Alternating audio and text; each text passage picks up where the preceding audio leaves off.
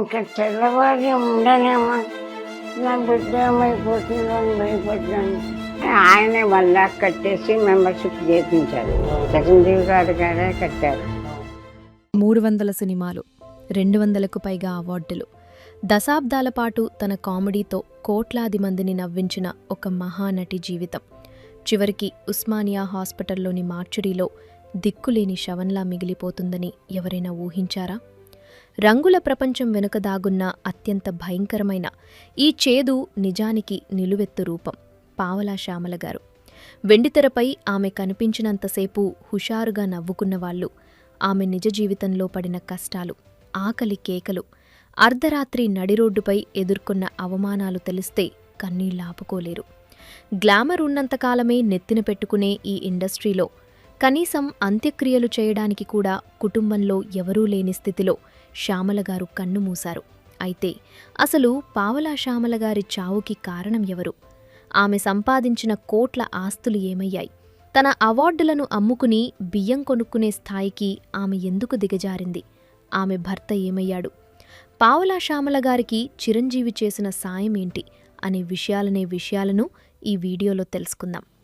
పావలా శ్యామల నటించిన సినిమాల్లో మీ ఫేవరెట్ క్యారెక్టర్ ఏదో కామెంట్ చేసి వీడియోని చివరి వరకు చూడండి. సినిమా ప్రపంచంలో చాలా వరకు కొంతమంది జీవితాలు మొదట్లో హడావిడిగానే కనిపించినా కొన్నాళ్లకు ఊహించని విధంగా మారిపోతుంటాయి. ఎంతోమంది టాలెంటెడ్ నటీనటులు చివరి రోజుల్లో కూడా దీన పరిస్థితుల్లో జీవిస్తున్నారు. అందులో పావలా శ్యామల గారు ఒకరు. 1951లో ఆంధ్రప్రదేశ్లోని గుంటూరు జిల్లా అమరావతిలో జన్మించిన శ్యామలగారి అసలు పేరు నేతి శ్యామల. ఆమె జీవితం మొదటి నుంచి ఒక నిరంతర పోరాటమే. ఒక బ్రాహ్మణ కుటుంబంలో పుట్టిన ఆమె చిన్నప్పుడే తల్లిని కోల్పోయారు. అలాగే కేవలం 13 ఏళ్ల వయసులోనే ఆమెకు వివాహం జరగడం, తన కుమార్తె పుట్టిన కొద్ది కాలానికే భర్తను కోల్పోవడం ఆమె జీవితంలో రెండవ పెద్ద దెబ్బ. దాంతో 2 పసిపిల్లలను పోషించడానికి వేరే దారి లేక ఆమె నాటక రంగాన్ని ఎంచుకున్నారు. అప్పట్లో నాటకాల్లో నటిస్తే బంధువులందరూ ఆమెను వాళ్ల ఇళ్లలోకి రాకుండా వెలివేసేవారట. భర్తలేని ఆవిడకు పూట గడవడానికి సాయం చేయని చుట్టాలకు ఆమె నటిస్తే మాత్రం పరువు పోతుందట. ఎంతటి విడ్డూరమో కదా ఈ సమాజం. ఇక ఆమె పేరు వెనుక ఉన్న పావలా అనే పేరు ఎలా వచ్చిందో తెలుసా? అది ఆమె ఇంటి పేరు కాదు. గణేష్ పాత్రో గారు రాసిన పావలా అనే నాటకంలో ఆమె ఒక అద్భుతమైన పాత్రను పోషించారు. ఆమె నటనకు జనాలు ఎంతగా ఫిదా అయిపోయారంటే ఆమెనందరూ పావలా శ్యామల అని పిలవటం మొదలుపెట్టారు. అలా ఆ పేరు ఆమె కెరీర్ మొత్తం ఆమెతోనే ఉండిపోయింది. ఆ ఒక్క నాటకానికే ఆమెకు దాదాపు 200 అవార్డులు వచ్చాయి. కానీ ఇక్కడ ఒక గుండెకోత మిగిల్చే నిజముంది. ఆ 200 అవార్డులందుకున్న ఆవిడ పరిస్థితి చివరికి ఎలా మారిందంటే ఆ అవార్డులన్నీ ఆఖరికి ఇంటి అద్దె కట్టడానికి, తిండి గింజల కోసం అమ్ముకోవాల్సి వచ్చింది. మన దేశంలో కళాకారులకు ఇచ్చే షీల్డులు, మెడలో వేసే దండలు వారి ఆకలిని తీర్చలేవు అని చెప్పడానికి ఇదొక చేదు ఉదాహరణ. తన బ్రతుకు కూడా చివరికి పావలా స్థాయికి వచ్చేస్తుందని తాను ఎప్పుడూ ఊహించలేదని ఆమె ఎన్నో ఇంటర్వ్యూలో కన్నీరు పెట్టుకున్నారు. నాటకాల్లో సుమారు 30 ఏళ్లపాటు కొనసాగిన ఆమె ఆ తర్వాత 1924లో జంధ్యాలగారి దర్శకత్వంలో వచ్చిన బాబాయ్ అబ్బాయి సినిమాతో సినీ రంగ ప్రవేశం చేశారు. ఆ తర్వాత కె. విశ్వనాథ్ గారి సస్వర్ణ కమలం సినిమాతో మంచి గుర్తింపు తెచ్చుకున్నారు. ఇక ఆ తర్వాత కర్తవ్యం, ఇంద్ర, ఖడ్గం, ఆంధ్రవాల, వర్షం, గోలీమార్ వంటి దాదాపు 300 సినిమాల్లో ఆమె తనదైన శైలిలో హాస్యాన్ని, భావోద్వేగాలను పండించారు. 2019లో వచ్చిన మత్తు వదలరా సినిమా ఆమె చివరి ముఖ్యమైన చిత్రంగా నిలిచింది. కానీ సినిమా ఇండస్ట్రీలో ఒక చేదు నిజం ఎప్పుడూ ఉంటుంది. ఇక్కడ హీరోలు రెమ్యునరేషన్లుగా కోట్లు తీసుకుంటే సైడ్ యాక్టర్లకు ఇచ్చేది కేవలం వేలల్లోనే ఉంటుంది. ఆమె చేసినవన్నీ చిన్న చిన్న పాత్రలే కావడం వల్ల గ్లామర్ లేని పాత్రలకు ఇక్కడ పెద్దగా డిమాండ్ ఉండదు. షూటింగ్ ఉన్నప్పుడు మాత్రమే డబ్బులు వస్తాయి, లేకపోతే పస్తులుండాల్సిందే, తులు ఉండాల్సిందే. ఆమె సంపాదించిన కొద్దిపాటి సొమ్మంతా తన కూతురు మాధవి చికిత్సకే సరిపోయింది. చిన్నప్పుడు మేడ మీద నుండి పడిపోవటం వల్ల మాధవికి తలలో నరం చిట్లిపోయి జ్ఞాపక శక్తి దెబ్బతిన్నది. దాంతో అప్పటినుండి ఆమె పూర్తిగా మంచానికే పరిమితమైంది. ఆ కూతుర్ని కాపాడుకోవటానికి శ్యామల గారు వైజాగ్లో ఉన్న తన ఒక్క ఇంటిని కూడా అమ్మేసుకున్నారు. అలా 70 ఏళ్ల వయసులో కూడా ఈ తల్లి తనకున్న అనారోగ్యాన్ని మర్చిపోయి మంచం మీద ఉన్న కూతురి కోసం నిరంతరం శ్రమిస్తూనే ఉన్నారు. ఇక 3 ఏళ్ల క్రితం ఆమె కూతురు కిందపడి కాలు విరిగిపోవటంతో కాలికి ఐరన్ రాడ్లు వేశారు. దానివల్ల వారి పరిస్థితి మరింత దారుణంగా మారిపోయింది. ఇక పావలా శ్యామల ఆరోగ్యం విషయానికొస్తే వయసు మీద పడటంతో పాటు కూతురి పరిస్థితి చూసి ఆమె మానసికంగా చాలా కుంగిపోయారు. ఆమెకు గుండెలో రంధ్రాలు ఉన్నాయని, ఆపరేషన్కు డబ్బులు లేక మందులతోనే కాలం వెళ్లదీస్తున్నానని ఆమె ఎన్నోసార్లు ఆవేదన చెందారు.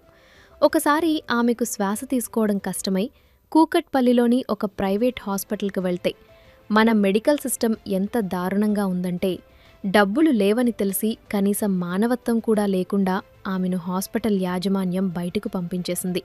అంతటితో ఆగకుండా ఒక క్యాబ్ బుక్ చేసి ఆమెను అందులో పడేశారు. ఆ క్యాబ్ డ్రైవర్ అర్ధరాత్రి వేళ ఆమెను వై జంక్షన్ దగ్గర నడి రోడ్డుపై వదిలేసి వెళ్ళిపోయాడు. 300 సినిమాల్లో నటించి అందర్నీ నవ్వించిన ఒక నటి పరిస్థితి అర్ధరాత్రి రోడ్డు మీద ఇలా ఉంటే మన నాగరికత ఎటు వెళ్తున్నట్టు? అప్పట్లో సాయం కోసం ఆమె మూవీ ఆర్టిస్ట్ అసోసియేషన్ దగ్గరకు వెళ్తే నువ్వు మెంబర్వి కాదు కాబట్టి సాయం చేయలేమని వారు కూడా చేతులెత్తేశారు.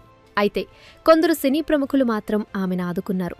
ఆమె విషయంగా మెగాస్టార్ చిరంజీవి గారు స్పందించి గతంలో 2 లక్షలు మళ్లీ మెంబర్షిప్ కోసం 1,15,000 రూపాయలిచ్చి ఆమెకు నెలకు 6,000 పెన్షన్ వచ్చేలా చేశారు. పవన్ కళ్యాణ్ గారు 1,00,000 రూపాయలు, అల్లు అర్జున్ గారు ఆర్థిక సాయం అందించారు. నిర్మాత దిల్ రాజు గారు తన టీంని పంపి ఆమె చికిత్స ఖర్చులు భరించారు. అలాగే తెలంగాణ ప్రభుత్వం నెలకు 10,000 పెన్షన్ ఇస్తూ డబుల్ బెడ్రూమ్ ఇల్లు ఇస్తామని హామీ ఇచ్చింది. కానీ ఆ ఇల్లు ఇప్పటికీ అందలేదు. పెరిగిన ధరల వల్ల ఆ పెన్షన్ కూడా ఇంటి అద్దెకు, కరెంటు బిల్లులకే సరిపోతోందని ఆమె బాధపడ్డారు. అలాగే సోషల్ మీడియాలో కొందరు మేధావులు డబ్బుల కోసమే ఇదంతా చేస్తున్నారని కామెంట్స్ చేస్తుంటారు. కానీ 70 ఏళ్ల వయసులో రోగాలతో మంచం మీద ఉండి కూతురు చావు బతుకుల్లో ఉంటే కేవలం అటెన్షన్ కోసం ఎవరైనా ఇలా చేస్తారా? ఇక శ్యామల గారు తన చివరి రోజుల్లో ఆర్కే ఫౌండేషన్లో ఆశ్రయం పొందారు. ఆమెకు కిడ్నీ సమస్యలు, గుండె జబ్బులు, పార్కిన్సన్స్ వంటి ఎన్నో ఆరోగ్య సమస్యలు చుట్టుముట్టాయి. కానీ ఆమె తన గురించి కంటే నేను పోతే నా బిడ్డని ఎవరు చూస్తారు అని ప్రతిక్షణం ఆవేదన చెందేవారు.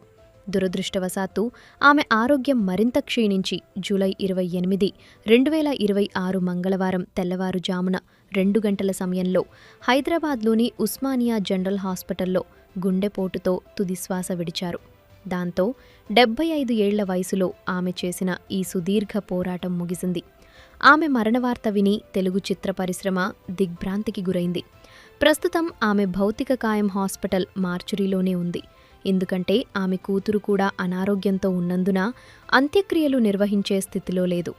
దీంతో మూవీ ఆర్టిస్ట్ అసోసియేషన్ ముందుకు వచ్చి తమ సొంత ఖర్చులతో ఆమె అంత్యక్రియలను నిర్వహించాలని నిర్ణయించింది. చివరిగా ఒక్క మాట, సినిమాలో హీరో విలన్ను కొట్టి అందర్నీ కాపాడితే మనం చప్పట్లు కొడతాం. కానీ నిజ జీవితంలో తన అనారోగ్యాన్ని కూడా లెక్క చేయకుండా తన కూతురు కోసం ప్రతి నిమిషం మృత్యువుతో పోరాడిన ఈ తల్లి కూడా నిజమైన హీరోనే. 55 ఏళ్లపాటు మనల్ని నవ్వించి ఇప్పుడు తనే నవ్వలేక, ఏడవలేకలేక దీనస్థితిలో మరణించిన ఒక కళాకారిని చూసైనా మన సమాజంలోని విలువలు ఏంటో మనం తెలుసుకోవాలి. ఆమె మరణం మనకొక పాఠం లాంటిది. రంగుల ప్రపంచం వెనుక ఉన్న ఇలాంటి చీకటి కోణాలను చూసైనా మనలో మానవత్వం మేల్కొంటుందని ఆశిద్దాం. సో ఇది ఫ్రెండ్స్, ఈ వీడియోపై మీ అభిప్రాయం ఏంటో కామెంట్ చేసి నచ్చితే ఒక లైక్ చేయండి. అలాగే ఇలాంటి మరెన్నో ఇంట్రెస్టింగ్ వీడియోస్ కోసం మా ఛానల్ని సబ్స్క్రైబ్ చేసుకోండి.